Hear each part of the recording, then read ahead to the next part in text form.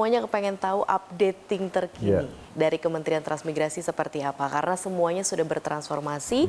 Tadi saya mention juga terkait bukan hanya pindah penduduknya, tapi di sana ada pengembangan area, lokasi, dan industrialisasi tadi juga sudah ditekankan oleh Pak Menteri.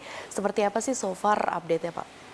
Baik, Mbak Maria, memang tantangan terbesar Kementerian Transmigrasi itu adalah mengubah mindset, pola pikir masyarakat terhadap transmigrasi. Jadi itu kan dulu kalau waktu saya SD itu bahkan ada pertanyaan di dalam ujian itu, ya kan? Apakah itu transmigrasi? Jawabannya sesederhana memindahkan penduduk dari Jawa ke pulau di luar Pulau Jawa, atau misalkan dari tempat yang padat ke tempat yang jarang. Ternyata tidak seperti itu.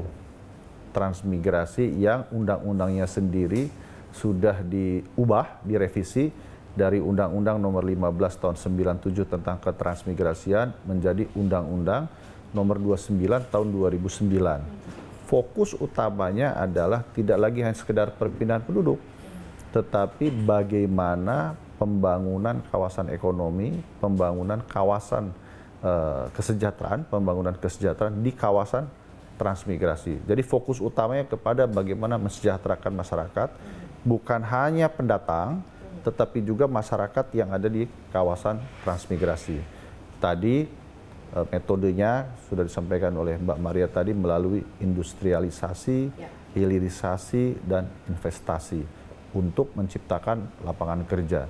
Berarti masyarakat Indonesia pun juga akhirnya teredukasi nih arti transmigrasi saat ini sudah sangat berubah begitu ya. Mudah-mudahan dengan wawancara seperti ini juga ikut memberikan pemahaman, karena masih ada juga bahkan kepala daerah yang belum memahami bahwa transmigrasi itu tidak mungkin ada pendatang dari luar ke daerahnya tanpa permintaan dari pemerintah daerah setempat.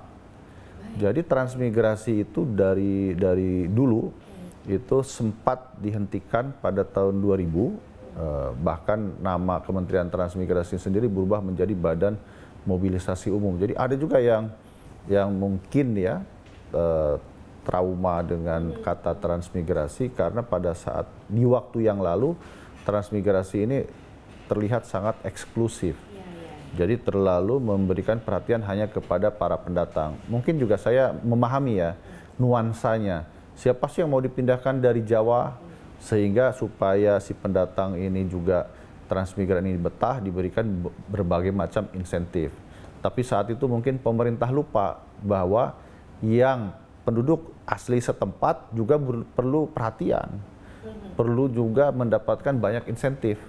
Itulah yang kemudian mungkin menyadarkan kita semua bahwa oh ternyata ini nggak bisa hanya mindahkan orang saja, membuat si pendatang ini lebih sejahtera. Kita juga harus ikut mensejahterakan masyarakat setempat. Maka terus kemudian diubah undang-undangnya sehingga saat ini tidak mungkin kita memindahkan orang tanpa permintaan dari pemerintah daerah. Jadi pemerintah daerah ikut mendesain.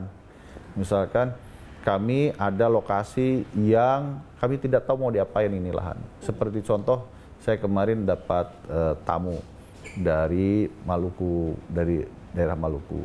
Ada satu relawan begitu yang bertemu dengan tokoh adat setempat dan wali kota di sana. Oh, di sini cocoknya ini bisa untuk pertanian nih, tanah 20 hektar dimanfaatkan.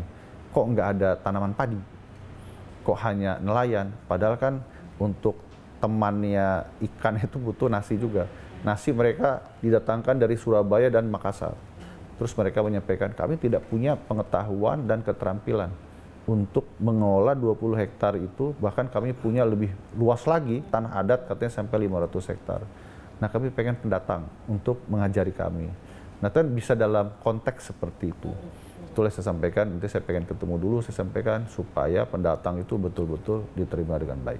Baik, kalau dilihat dari angka dan data saat ini, seberapa besar minat bertransmigran masyarakat Indonesia? Artinya itu juga keluar dari kepala daerah berarti yang juga menginginkan tenaga-tenaga ahli dari transmigran begitu yang ada di Indonesia, seperti apa Pak Menteri? Jumlahnya sebetulnya sangat fantastis ya. dari kapasitas yang kami miliki. Karena kan harus berdasarkan budget anggaran yang tersedia.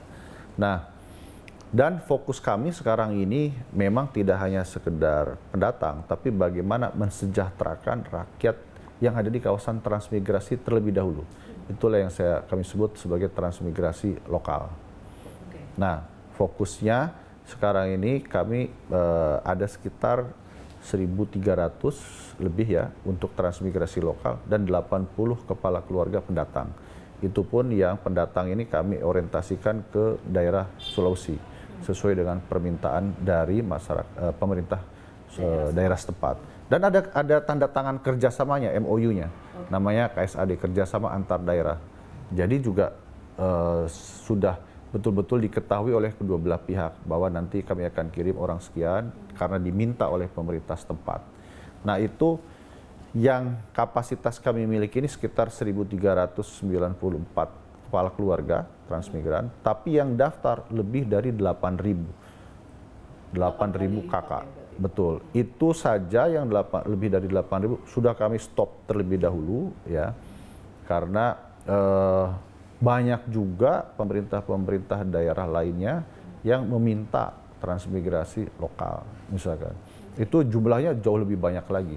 Tapi sekali lagi kami sampaikan dalam konteks transformasi ini tentu kami juga kan ingin memberikan gambaran yang konkret, yang nyata. Nah, kami sekarang sedang sentralisir dananya itu kita fokuskan dulu di beberapa lokasi yang nanti bisa kelihatan bahwa transmigrasi itu bukan hanya mindahkan orang, bangun rumah, kasih lahan, selesai. Tidak begitu.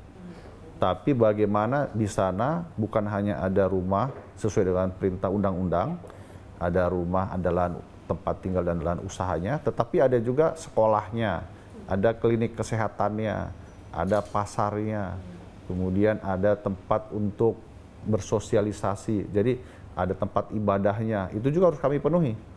Sehingga yang pindah ke lokasi itu betul-betul dia merasakan satu kenyamanan. Tidak hanya misalkan dipindahkan terus setelah itu mau ngapain. Harus ada untuk lahan usaha dan sebagainya.